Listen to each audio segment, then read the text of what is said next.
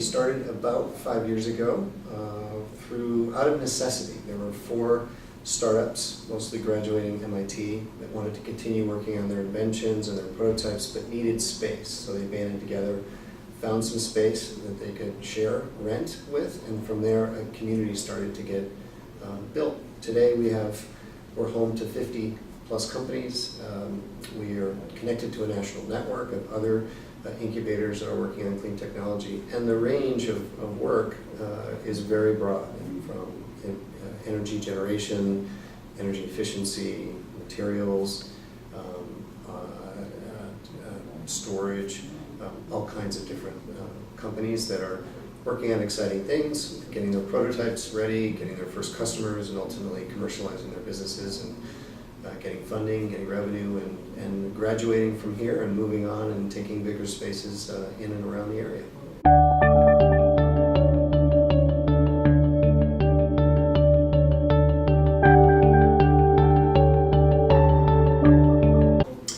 I think the heart of what's made Greentown Labs work is really the community. We were started by entrepreneurs and still are really for and about entrepreneurs. And we look and listen on the ground to the issues that they're struggling with, and then try to help them solve those and try to help them meet those needs. And that extends to resources that we make available to them through our sponsor program. And that's software, that's professional services, that's companies that are in the energy business, whether that be GE or National Grid or ENGIE or Veolia.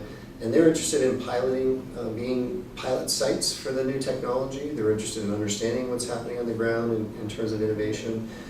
They're becoming investors in these companies and are providing just key and important strategic advice along the way as well. So a lot of the sharing and the collaboration that we have, the peer mentoring that's available, the constant programming that we have with public events, panels, discussions, networking events that happen on a regular basis, and member-only events, such as companies, CEOs pitching to each other in a very private setting to sort of get feedback as they're raising their next seed round.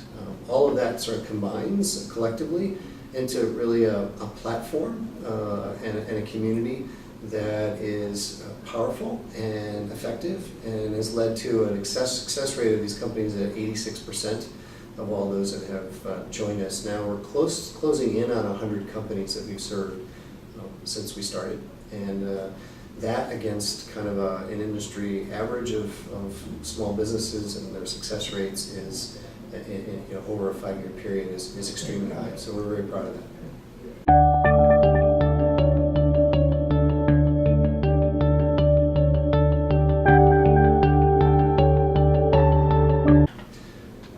Good innovators are creative. They have a lot of perseverance because these are hard problems, and they're willing to take on challenges. On the East Coast, we have companies, and with our kind of business, there's a long ramp to what becomes a successful business. It's a little less attractive, than trying to build an app and add it to an app store, really quickly. Here, we're working, and companies and their founders are really digging in and looking to solve big, hard problems, and recognize that they need to be patient in doing that. So we are a prototyping environment where a company will churn out a new prototype year after year, and get it to a stage where it can be ready, commercially ready. And I think making sure that they have the support around that process and an understanding of what that takes, and then connecting them to investors at the right times, I think are all the things that are important to innovators. Ultimately, these things succeed too because companies have an ability to tell their story strongly, and to raise the funding they need to keep it going. And all those are success factors that we see in some of our best innovators here at Greentown Labs.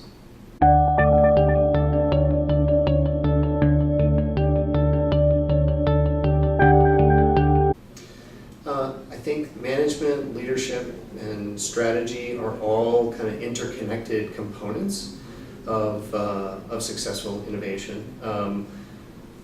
You need to manage a process that is inclusive and embraces the kinds of things that are needed to make progress. And I think leadership is about creating those conditions for that progress to be made, and then in some cases getting out of the way.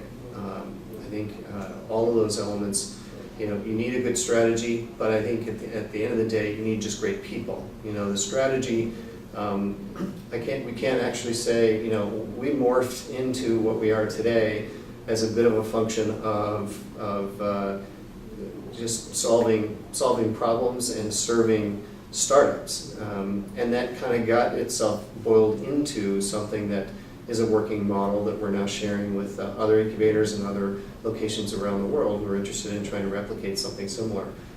So I think it starts with just listening strongly on the ground to the needs, and then trying to react and respond to those.